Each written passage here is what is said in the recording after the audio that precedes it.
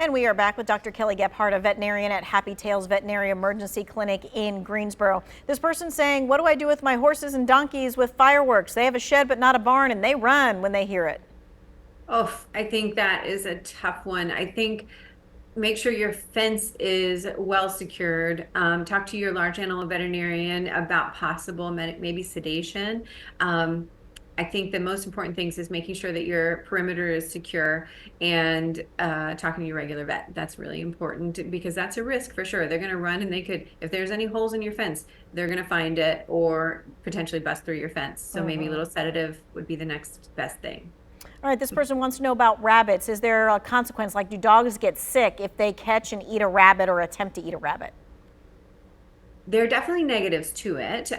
They could get bacterial gastroenteritis or say a bacterial infection in their intestinal tract. They also, a lot of times we will see coccidia in the dog's stool from eating rabbit poop or eating a rabbit, but that's a very species specific thing, but it could confuse if they're having vomiting diarrhea from eating the animal. Foreign bodies, bones, those are the things I worry about. Also, rabbits are covered in ticks. So your dog could get an increased exposure in ticks. We see ticks just crawling off rabbits that we have that have passed away. So. Okay, sorry, I had to, that sound just came out of my mouth because that sounds gross. Okay, what do you know about FIP? I recently lost my cat to this unknown disease. I'm sorry. Oh, I'm so sorry to hear that.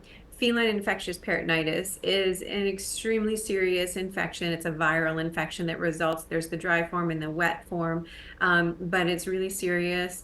There are some potentially new treatments out there for it. They're very early and not something that up until recently I think have been even legal in the US, but it's unfortunately a viral infection that up until recently has been terminal. So, I just hate to hear that. I know. So yeah. I take my dog out, later in the day or early in the morning, that kind of stuff, just like you're supposed to. But she pants a lot, and she's then like laying in the floor panting for like quite a while. Is that something that we need to worry about? It can be really hot and hard to regulate for pets. My pets are laying on the tile floor more than they are on their beds now just because it is really hot. If your pet is old or overweight, that might be contributing. If your pet is dark coated and they were just outside, that could be contributing because it might be taking them a longer time to cool off. One thing that I do worry about is if it's an older pet and they're panting for longer periods of time, it does make me worry about their heart or lung situation. So it's really an individual pet issue, right? Yeah. So this person says, are potatoes like French fries or wild onions and poisonous to dogs? I've never heard of that. Are you saying cooked potatoes, French fries, or wild onions? Any of the above. Right. So cooked potatoes, totally fine. French fries in small quantities, okay, but if your pet has a history of sensitivities to fat, I would avoid. Onions in certain quantities, if they eat enough of those wild onions, it could be potentially toxic because onions are potentially toxic.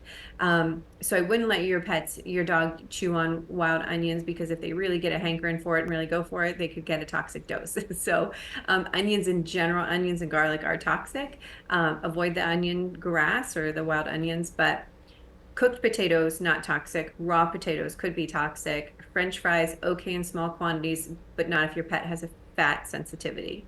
Okay, this is good. We needed to know about all those three. All right, thank you so much for your time and your expertise. Make sure if you've got a dog who gets really scared around the fireworks, maybe you need to watch this segment again. It's going to be posted in the 2 Wants to Know section of our website.